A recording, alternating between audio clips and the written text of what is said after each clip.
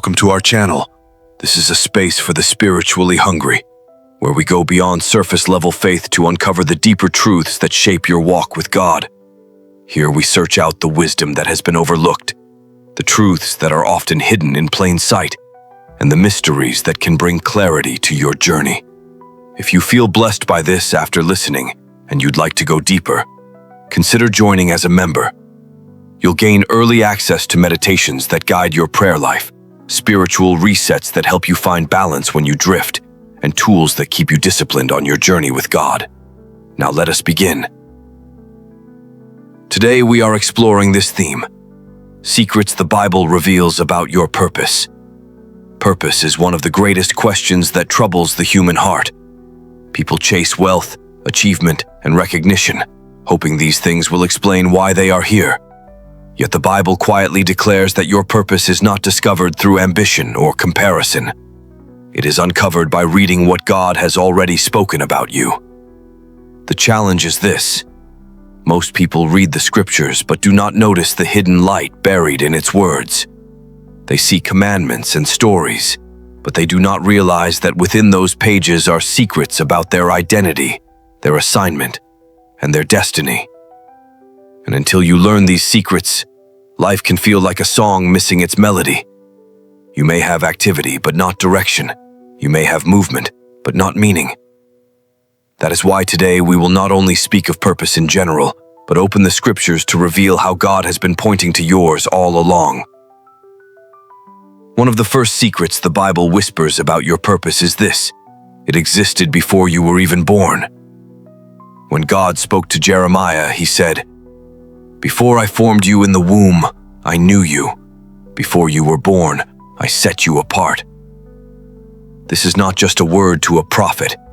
It is a glimpse into how God deals with every soul. Your existence is not the beginning of your story. The beginning was with God, long before you took your first breath.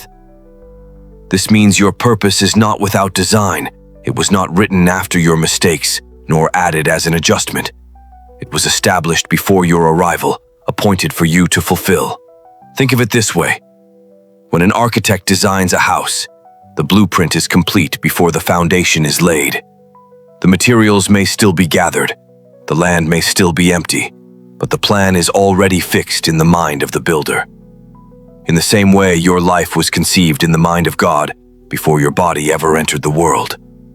This is why the Bible speaks so strongly of destiny, because the story is not being improvised, it is unfolding. Your task is not to create a purpose for yourself, but to awaken to the one already written. And here is the wisdom in this: when you understand that your purpose preceded your birth, you stop envying the paths of others. You realize that what belongs to them was never meant for you, and what belongs to you cannot be taken by them.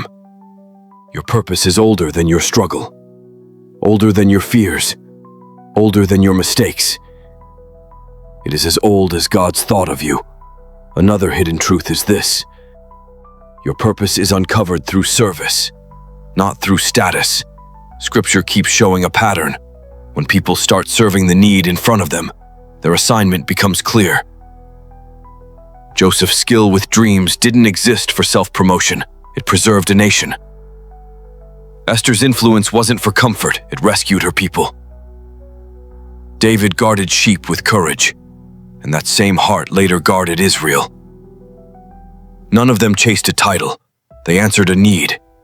This is the wisdom most overlook. Your gifts are not the purpose. They are tools for the purpose. People are the point. When you stop asking, "How can I be seen?" and start asking, "Who am I sent to help?" direction sharpens. The Bible calls this stewardship, managing what God placed in your hands for the good of others. How do you locate this practically? Trace your tears. What pain do you understand deeply, enough to act? The ache you can't ignore often points to the people you're assigned to. Count your quiet results. Where do small efforts keep producing fruit even without applause? God often confirms direction with steady outcomes. Listen for seasoned confirmation. Mature voices who know your life will often say, "We see grace on you there. Take that seriously." Test it with consistency.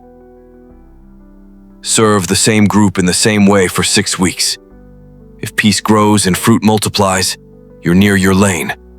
Beware of 2 traps: comparison and spectacle. Comparison makes you abandon your post to copy someone else's race. Spectacle makes you trade impact for attention. Choose the basin over the spotlight. Christ measured greatness by how far love would go to lift another. When you align with that measure, the fog around "why am I here" begins to thin. Remember, assignment clarifies in motion. Purpose seldom visits the idle.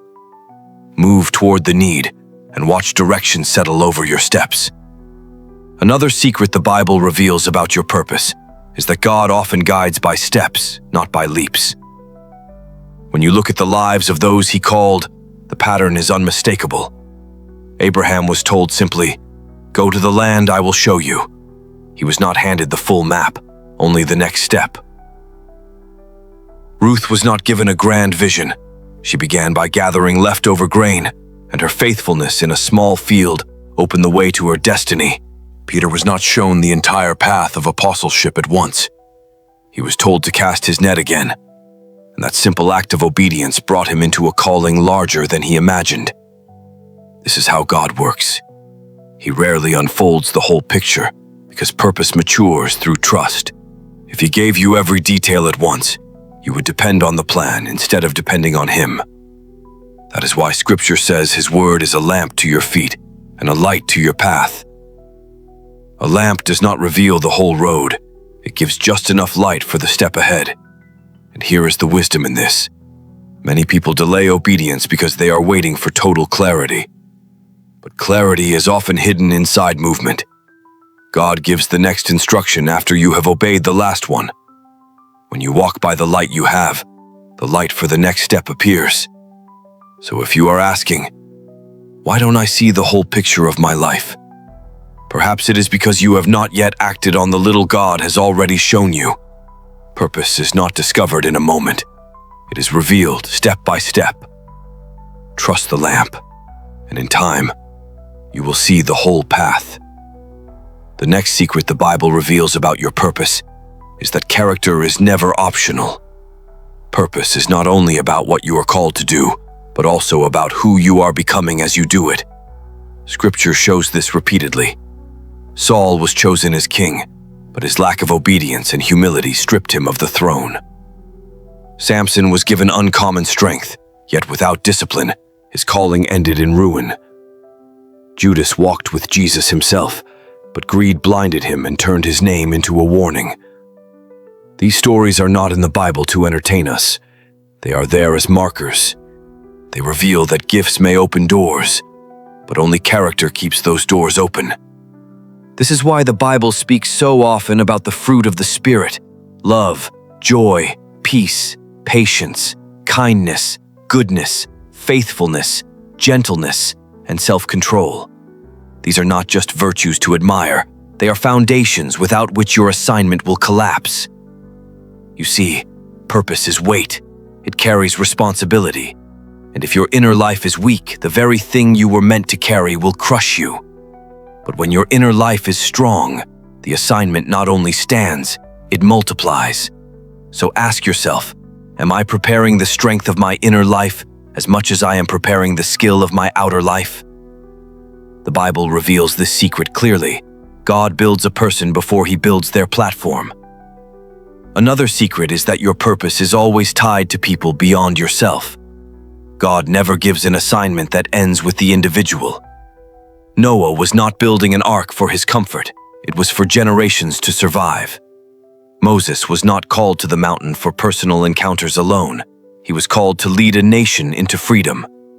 Even Jesus, the Son of God, did not come to earth for his own sake, but to give his life as a ransom for many. This is where many miss it. They think of purpose as a personal dream or a private ambition. But the Bible consistently reveals that God's purpose in a life is to make it a channel, not a container. What he pours into you is meant to flow out to others. And here is the wisdom. When you begin to serve beyond yourself, you discover a fulfillment that personal success can never give. You may reach goals, earn recognition, or acquire possessions, but without people connected to it, it all turns hollow. Real purpose always leaves others better than it found them. So if you are searching for why you are here, look at the people whose lives you are meant to impact. Your purpose is written into their deliverance, their encouragement, their healing, their restoration. It is never only about you. Finally, the Bible reveals that true purpose always brings glory back to God. Paul summarized it in one line: "Whether you eat or drink or whatever you do all to the glory of God." The ultimate secret about purpose is that it does not end in self-exaltation. It ends in worship. This is why the greatest names in Scripture always bowed low. David, though king, constantly returned praise to God. Daniel, though exalted in Babylon, refused to take credit for interpreting dreams. Even John the Baptist, though crowds followed him, said of Christ, "He must increase, but I must decrease." Your purpose is not only about your fulfillment, it is about your life pointing back to the one who authored it. If at the end of your pursuit people see only you, then the purpose has been missed. But if at the end they see God more clearly, then you have walked faithfully in what was written of you. This is the deepest wisdom of all. Purpose is never self-contained. It begins with God, flows through you, impacts others, and then returns as glory to Him. That is the full circle. That is the secret hidden in plain sight throughout Scripture. So today you have heard this. The Bible does not just tell you how to live. It quietly reveals why you are here. Your purpose was written before your birth, discovered through service, unfolded step by step, preserved by character, tied to people, and ultimately crowned with the glory of God. Now the question remains, what will you do with what you have heard? Will you let life continue as though you were random? Or will you embrace the truth that you were written into God's eternal plan? The Bible has never been silent about your purpose. It has been speaking all along. The question is, will you listen? Do well to subscribe if you haven't subscribed already for more content like this.